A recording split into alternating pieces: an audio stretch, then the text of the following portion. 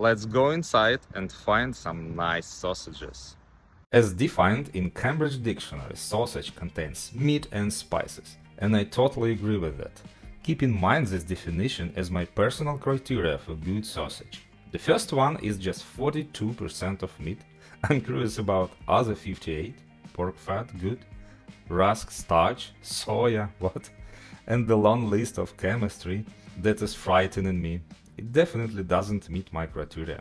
The next is 84% of pork, much better, but again, bread, rice, flour, sugar syrup. Why do they need that for meat products?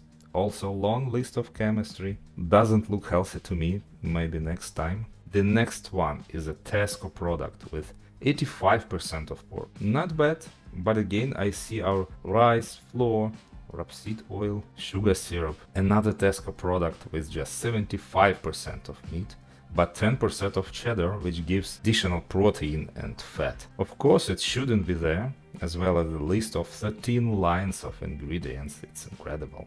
It's 97% of pork meat. Wow, it means just 3% of other ingredients like rice, flour, sugar, whatever. Doesn't matter, there is a small amount anyway. Good match for me. Well, I reviewed the most popular sausages in my local TESCO. This is my winner today because it has the maximum amount of meat and the minimal percentage of everything else that is not meat.